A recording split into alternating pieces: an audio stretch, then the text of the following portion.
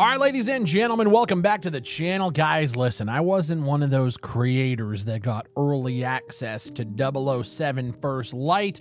And a matter of fact, it wasn't really even on my radar until a few days ago. I was like, you know what? It's coming out. I'm not really playing much else in terms of single player games right now. So why not jump into the spy action Bames John fucking 007 experience? I remember watching the original gameplay trailer for it, and there were frame drops galore, and it made me really worried. I wasn't sure how the game was going to turn out. I got to say, I played about 5.5 hours, almost 6 hours today.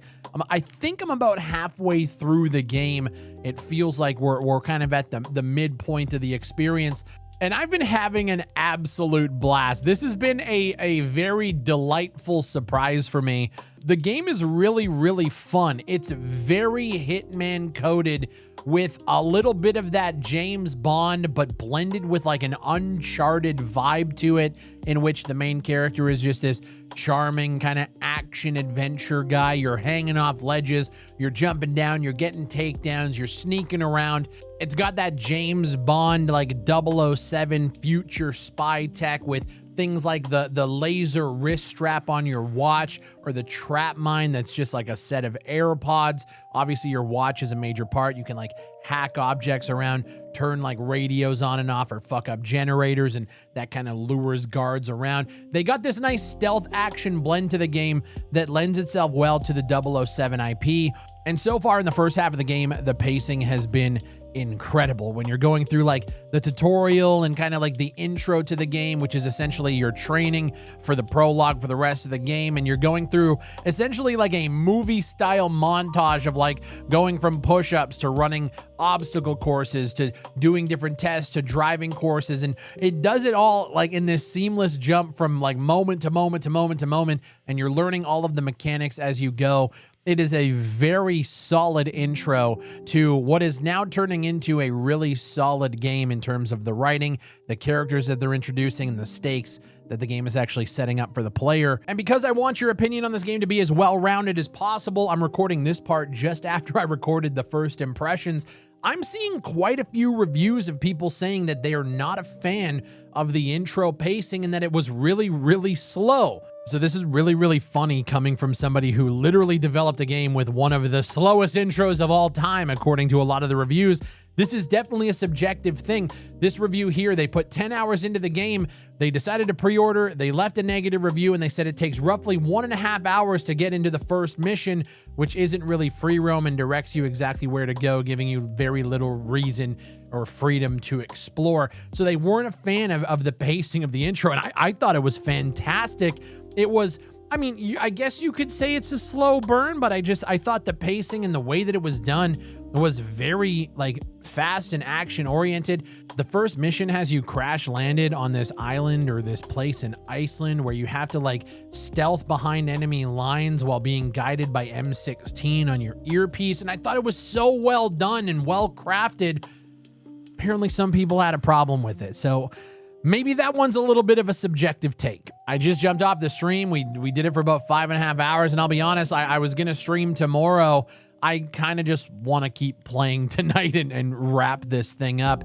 From what I heard, it's about a 10 to 12 hour experience if you're doing well and not failing and just kind of playing through the game. I'm seeing people beat it in about 15 to even 20 hours, but I think that's them going through and grabbing all of the different collectibles and really exploring every single area that you possibly can. I think I'm probably going to have this game wrapped up in about, that 10 to 12 hour mark. And I'll be honest, like I know a lot of people are going to be upset. It's a $60 full price game. They're going to want more time out of it. They're going to want replayability. That's something I can't really report on right now because, again, this is a first impressions. I'm about halfway through the game. I don't know if there's going to be like a new game plus or if there's any sort of replayability. But I am starting to see the conversations online where people are saying like, hey, the game looks great. It looks phenomenal. It looks like it plays well, but if I'm spending, $70 on a video game, I want to play it more than, 10 hours. And a totally viable argument. I think for me, like, I'm obviously a big fan of games like the Red Dead Redemption 2s where you're getting 50, 60, 70 hours out of it. But there's also something very special to me about a well-paced, greatly designed game where it's 10 to 15 hours and you're just bopping all the way through and all the story beats are hitting, the characters are hitting. It reminds me a lot of how I felt when I played Uncharted 4 for the first time, and that was about a 15-hour experience. And I remember reviewing that game on the channel way back in the day. I'm okay with shorter games if the games are fucking good. Now, of course, it wouldn't be a Big Fry discussion without talking about the positives and some of the things that I didn't like about the game. And if I had to nitpick, we're getting nitpicky here. I think the driving is very on rails. The sections where you're in the cars, it's like mixtape level guided for the player. You're very much just on rails. Not a lot of exploration when you're chasing down the vehicle. There's maybe another path that you could take on the right or the left, but it's going to take you to the same place. Very rarely can you even drive like off the road, even into the ditch a little bit. There's guardrail invisible walls the entire time you're on these courses. Now, for as much praise as I can give IOI for the incredible experience that they've crafted, from the gameplay to the cutscenes, the story, the writing, the characters, all of this stuff comes together in an experience that, in my opinion, is well worth the asking price, until you look at the fact that a week ago they dropped the de novo DRM into the game. They bait and switched everybody a week before launch, adding a DRM that essentially locks down file access to the EXE. So if you're a modder and you wanted to mod the experience that you fucking paid for on PC, you're kind of locked out of that. On top of the fact that this has potential performance issues with the CPU bottleneck issues that we've seen in a multitude of games that implement the de novo DRM. It's a reason why our game, when we were talking about DRM, we just said, fuck it. If you pirate it, you pirate it. Who gives a shit? Now, obviously, IOI Interactive isn't, a bunch of ragtag developers. They're a $300 million company, and they want to protect their assets, and they want to protect their investments and their profits. I totally understand it, but at the same time, it's just, it's fucking shitty for anybody who, purchased an item or purchased a product and you want to go in and dig into the directories and have a look around.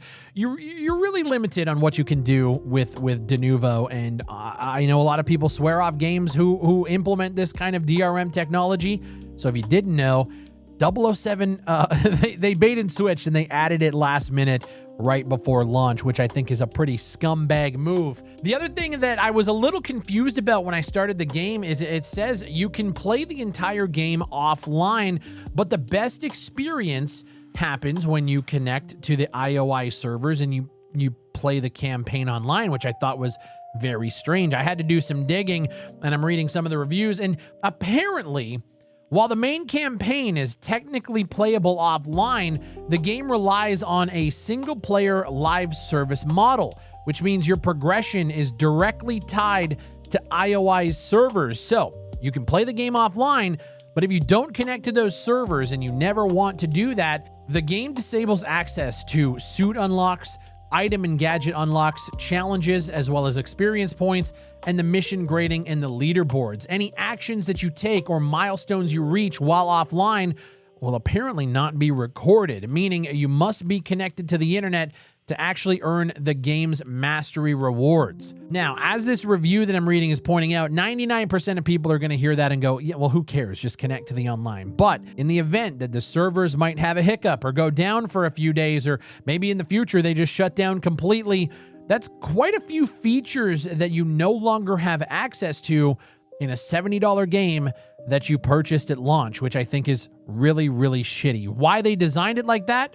Again, $300 million studio wanting to lock down everything about their IP, their profits, and everything else.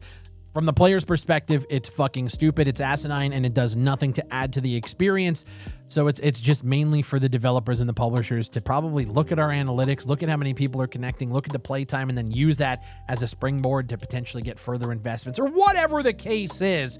It does nothing to benefit the game itself. And here's the thing, for me, none of this stuff actually affects my playthrough. I'm playing, I'm connected to the online, but it's stuff that I think you guys should know if you're trying to make an informed purchase.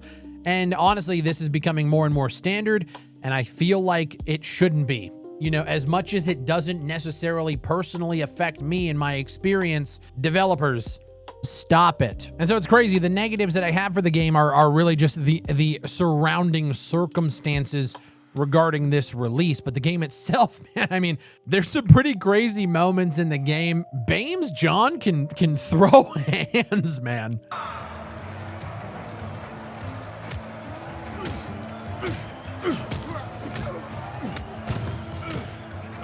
Oh my God.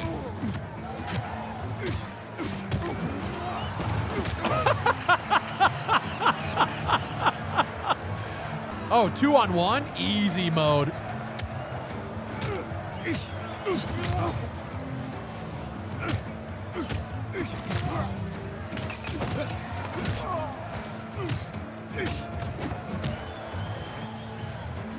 I'm stuck.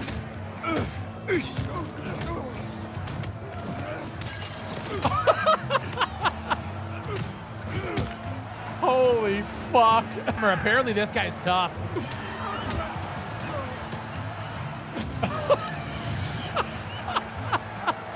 Hey, listen, don't take it from me. There's a lot of reviewers out there giving the game like high praise. The game's sitting at very positive on Steam. It's got about 50,000 people playing concurrently, and the game is launching tomorrow. But if you don't want to spend $70 on, 10, 15 hours of a game and just wait for a fucking sale, and by that time, there's probably going to be more DLCs, the full complete edition or whatever they're going to call it, and you'll be able to get it at a cheap price. But just know this game is fucking fire. Have you been playing 007? I want to know your thoughts down below. While you're down there, leave a like on the video, subscribe for everything shooter related. I'm usually live on Twitch Monday, Wednesday, and Friday at just after lunch around 1 p.m. Central. This Friday, we're going to be playing Hell Let Loose Vietnam with their open playtest. I can't wait to give you guys my thoughts on that. As always, my name is Big Fry, and I'll see you on the next one.